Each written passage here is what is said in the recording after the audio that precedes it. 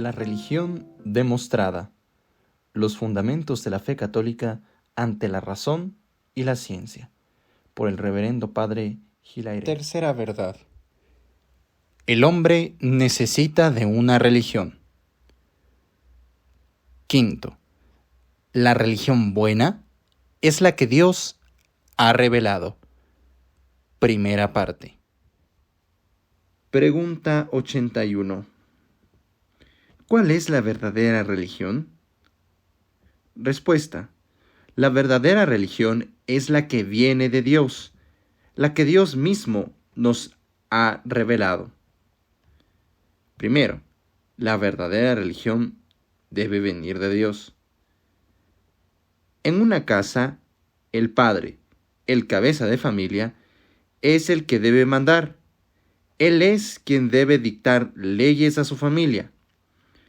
El extraño que quisiera arrogarse ese derecho sería un usurpador.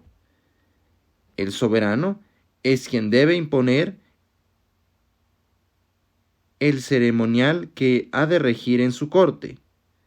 Ahora bien, Dios es el Padre y el Rey de la familia humana. Luego, a Dios solo compete el derecho de regular el culto que el hombre está obligado a tributarle. A él solo le corresponde determinar el modo como quiere ser honrado. A él solo le corresponde el derecho de decirnos cuáles serán las plegarias y sacrificios gratos a su divinidad. Todos los fundadores de religiones no son más que aventureros o usurpadores de un poder esencialmente divino. Segundo, Dios nos enseña de dos maneras, por la razón y por la revelación. A. La razón. El hombre, por medio de la inteligencia que ha recibido, llega a convencerse con certeza de que Dios es su creador, su bienhechor y su Señor. De este conocimiento, que se hace patente a la razón del hombre, resulta para él el deber de practicar la religión. La religión así establecida por el hecho de la creación del hombre se llama religión natural, porque resulta de las relaciones necesarias del hombre con Dios. Puede decirse que Dios es el autor de esta religión porque Él es el autor de la razón y de la voluntad, en que tiene su fuente los principios y sentimientos religiosos. Así, la religión existe por derecho natural y, como hemos probado, la falta de religión es, a la vez, un crimen contra la naturaleza y una rebelión contra Dios. B. La revelación. El padre de familia no desampara a sus hijos sin darles una educación e instrucción convenientes. ¿Quién podrá decir que Dios, después de haber creado a los primeros hombres, los dejó entregados a las solas luces de su razón, sin enseñarles las verdades y los mandatos de la religión? Tal suposición carece de toda probabilidad. Es evidente que Dios puede enseñarnos las verdades y los preceptos de la religión natural, pero ¿no podrá Dios revelarnos verdades nuevas, verdades que la creación no manifiesta, e imponernos nuevos deberes? Nadie puede razonablemente dudarlo. La religión revelada es la que encierra las verdades y los preceptos que Dios nos hace conocer de una manera sobrenatural, exterior, expresa y positiva. Los deístas, los racionalistas, los materialistas, los librepensadores y los modernistas sostienen que la revelación es imposible y además inútil. Para todos estos incrédulos, la razón humana es el único árbitro de lo verdadero y de lo falso, de lo bueno y de lo malo. Ella es su propia ley. No necesita de ajenos auxilios para procurar el bien de los pueblos. Para refutar todos estos errores, vamos a demostrar, primero, que la revelación es posible. Segundo, que es necesaria. Tercero, que Dios, de hecho, ha revelado una religión. Y cuarto, que el hombre está obligado a practicar esta religión revelada. Primero, naturaleza y posibilidad de la revelación. Pregunta 82. ¿Qué es la revelación? Respuesta. La revelación es la manifestación de las verdades religiosas que Dios hace al hombre fuera de las leyes ordinarias de la naturaleza. La palabra revelar significa apartar el velo que cubre un objeto, es decir, manifestar a alguien una cosa que él ignoraba o que había olvidado. Dios revela cuando manifiesta a nuestra inteligencia verdades hasta entonces desconocidas, olvidadas o mal comprendidas. La revelación es la manifestación de las verdades religiosas, porque Dios no revela más que verdades o hechos históricos útiles para la salvación de los hombres. Deja a un lado las artes y las ciencias que sirven únicamente para la vida temporal. Se ha añadido la expresión fuera de las leyes ordinarias de la naturaleza para distinguir la revelación de que se trata aquí de la revelación natural, que se hace por la luz de la razón y por los medios naturales otorgados al hombre para adquirir conocimientos.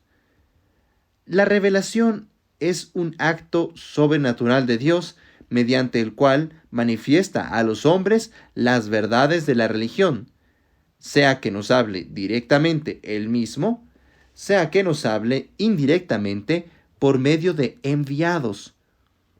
En el primer caso, la revelación es inmediata. Inmediata cuando Dios nos habla por sus embajadores o legados. Pregunta 83. ¿Puede Dios hablar a los hombres? Respuesta. Sí. Dios puede hablar a los hombres porque todo lo sabe y puede. No se puede negar la posibilidad de la revelación sin negar la ciencia o el poder de Dios. Su ciencia, suponiendo que no tenga nada que enseñarnos. Su poder, negándole una facultad que posee hasta el hombre mismo. Una simple observación de buen sentido basta para probar la posibilidad de la revelación. Primero, es evidente que Dios, poseyendo una inteligencia infinita, debe conocer verdades inaccesibles a la nuestra, que es limitada. Del mismo modo, que el firmamento contiene astros a los que no alcanza nuestra vista. Sería insensato decir que el hombre sabe todo lo que Dios sabe, que ve todo lo que Él ve y comprende todo lo que Él comprende. Es natural, por tanto, que Dios tenga muchas verdades que enseñar a los hombres. Segundo, es evidente también que Dios debe poder lo que puede el hombre. Ahora bien, el hombre ha recibido de Dios la facultad de comunicar sus pensamientos a sus semejantes. El padre instruye a sus hijos, el maestro a sus discípulos. ¿Y por qué ha de ser difícil para Dios instruir al hombre, su criatura inteligente? ¿El sabio puede transmitir al ignorante los secretos de la ciencia?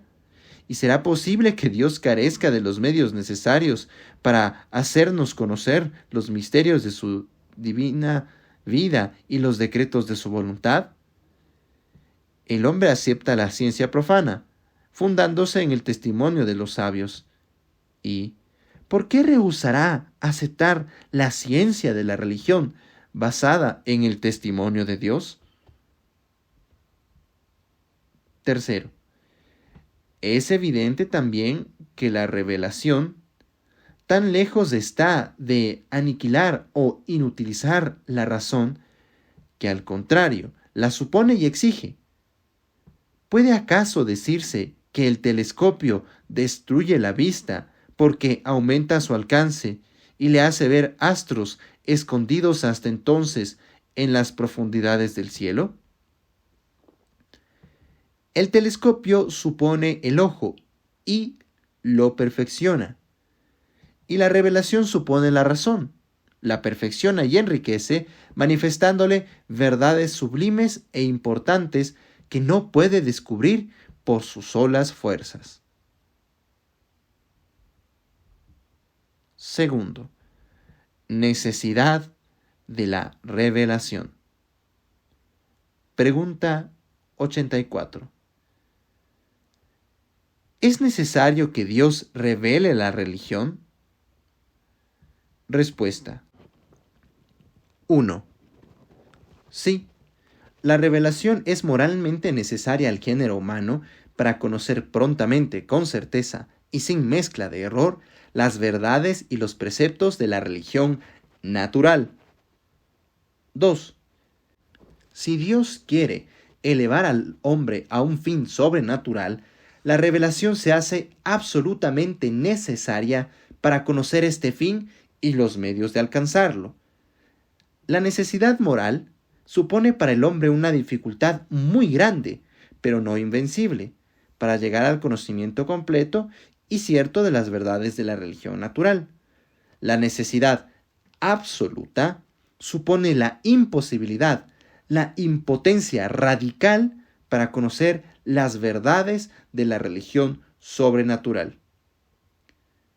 Primero, necesidad moral de la revelación para la religión natural. No hay duda de que la razón puede, con sus propias luces, conocer la existencia y la unidad de Dios, la inmortalidad del alma, la obligación de la ley moral sancionada en la vida. Pero la inmensa mayoría del género humano no puede, sin la revelación, llegar fácilmente al conocimiento pronto, cierto y completo de las verdades y de los preceptos de la religión natural. Se prueba por la razón. Primero, sin la revelación, pocos hombres llegarían a este conocimiento. En efecto, los unos son de una inteligencia demasiado limitada. Los otros están demasiado distraídos por los quehaceres domésticos, por las necesidades de la vida, por los cuidados temporales. Otros, finalmente, son perezosos, indolentes, enemigos del estudio. La mayor parte no podría o no querría resolverse al rudo trabajo necesario para hallar estas verdades que son, sin embargo, tan trascendentales. 2. Si falta el auxilio de la revelación, los hombres, aun los más inteligentes, los mejor dispuestos, no estarían suficientemente instruidos sino después de un prolongado estudio, y solamente en la edad en que las pasiones, más calmadas ya, dejan al espíritu todo su vigor. Ellos pasarían al menos todo el tiempo de su juventud en la ignorancia de las verdades más necesarias para la regla de la vida.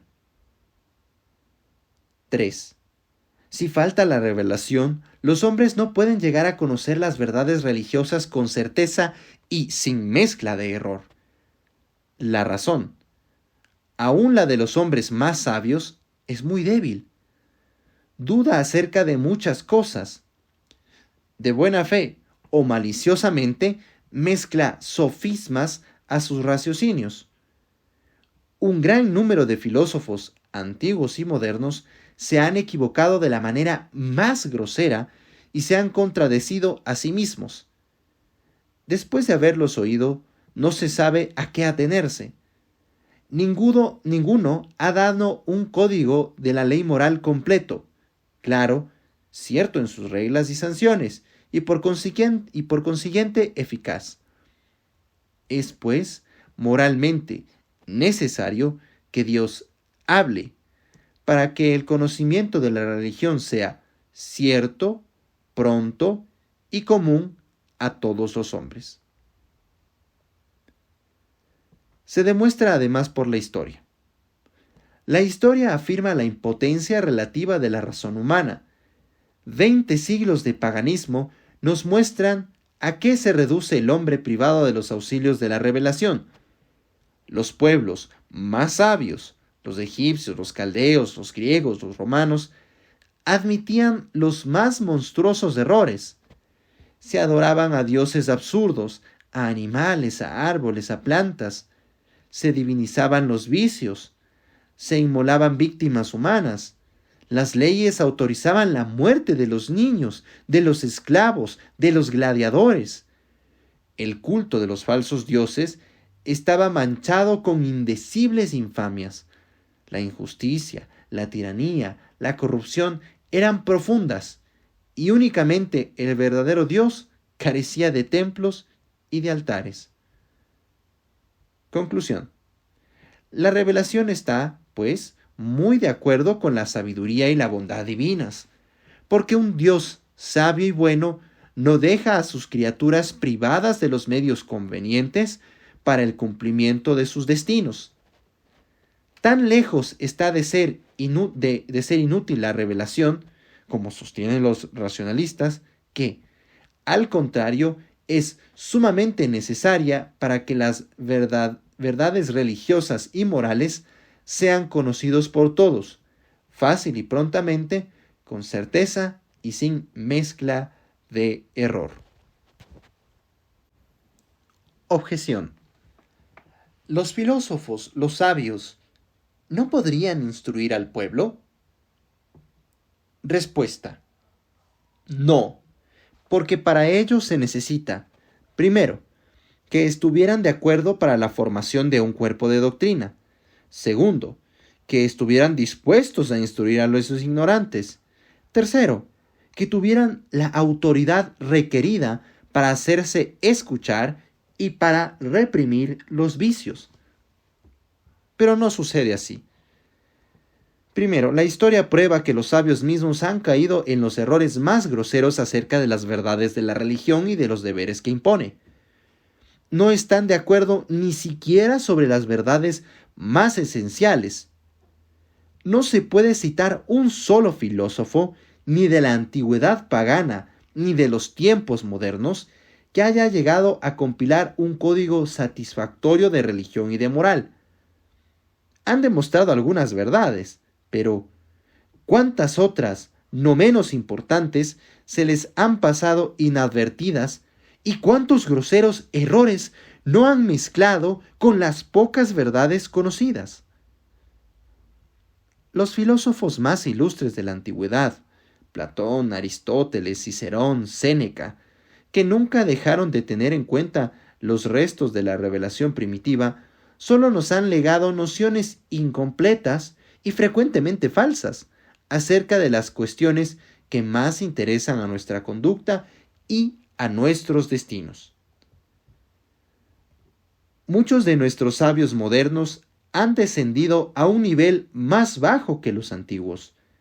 En nombre de la razón han enseñado los errores más monstruosos y degradantes, como el ateísmo, el panteísmo, el materialismo. Si los filósofos espiritualistas modernos no han admitido errores tan graves, se debe a que han vivido en pleno cristianismo y han aprendido el catecismo en su infancia.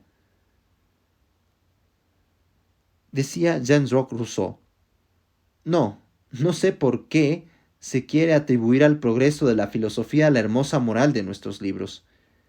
Esta moral, sacada del Evangelio, era cristiana antes de ser filosófica. Fin de cita. 2. Los filósofos jamás han querido instruir al pueblo. Se rodeaban de algunos discípulos escogidos, menospreciando a la plebe. Al contrario, acababan de desviarla de la verdad, rindiendo públicamente a los falsos dioses un culto hipócrita del que después se burlaban con sus adeptos. Nuestros filósofos modernos confiesan que la filosofía se dirige a un número reducido y corre peligro de quedar sin gran eficacia sobre las costumbres. 3. Finalmente, aunque ellos hubieran querido instruir al pueblo, se habían hallado impotentes para hacerlo. Sus doctrinas eran contradictorias, tantas escuelas, tantos sistemas. Su vida desmentía su doctrina. ¿Y qué misión, qué autoridad tenían fuera de eso para imponer sus enseñanzas a los demás hombres? Yo no conozco, decía Voltaire, un filósofo que haya reformado las costumbres. No digo ya de una ciudad, ni siquiera las de la calle en que vive. La revelación de la religión natural era, pues, moralmente necesaria. Objeción. Se dice también, mi razón me basta, no sé qué hacer de la revelación. Respuesta. Primero, la razón no ha bastado a los más grandes genios del universo para conocer el conjunto de las verdades y deberes religiosos. ¿Cómo podría bastaros a vos? Segundo, la razón ni siquiera es capaz de resolver todas las cuestiones que deben necesariamente formar parte de una religión. A. Debemos un culto a Dios, pero ¿cuál es la forma de este culto? B. Cuando hemos violado la ley moral tenemos una cuenta que rendir a la justicia divina, pero ¿podemos esperar el perdón? ¿Y en qué condiciones? C. Hay una vida futura con galardones y penas. ¿Cuál es la naturaleza de esos galardones y de esas penas? La sola razón no puede responder a estas grandes cuestiones y a otras semejantes. Tercero, la razón tampoco basta. Si Dios revela misterios que creer y si dicta preceptos positivos, en ese caso debemos creer en su palabra divina, acatar sus leyes. No hay nada más justo. Pero todo esto no prueba que la razón sea inútil. Tan lejos está de ser así, que más bien se deduce su imprescindible necesidad, porque ella es la que debe examinar si la religión que se le presenta como proveniente de Dios lo es en realidad. Aunque la fe esté por encima de la razón, jamás puede existir entre ellas contradicción alguna real, porque ambas vienen de Dios mismo, fuente inmutable de eterna verdad, y así ellas mutuamente se auxilian. La razón prueba, protege y defiende la verdad de la fe. La fe, a su vez, libra a la razón de todos los errores, la ilumina en el conocimiento de las cosas divinas, la vigoriza y perfecciona. Segundo, necesidad absoluta de la revelación para la religión sobrenatural. La religión sobrenatural comprende 1. Misterios, es decir, verdades que creer a las que nuestra razón no alcanza. 2. Preceptos positivos, que dependen de la libre voluntad de Dios. 3. Un fin sobrenatural que sobrepasa todos los recursos y todas las exigencias de la naturaleza humana y aún de toda la naturaleza creada. 4. Medios convenientes para la consecución de este fin sublime. Ahora bien, es evidente que sin la revelación, el hombre no puede descubrir estos misterios, ni las órdenes de Dios, ni el fin sobrenatural, ni los medios para conseguirlo. Nuestra razón no tiene más luces que las que brotan de la creación, y en la naturaleza no hay nada que pueda manifestarnos las cosas sobrenaturales. Si place a Dios imponernos esta religión sublime, debe hacérnosla conocer y el hombre debe creer en tal palabra infalible de Dios y someterse a su dominio soberano.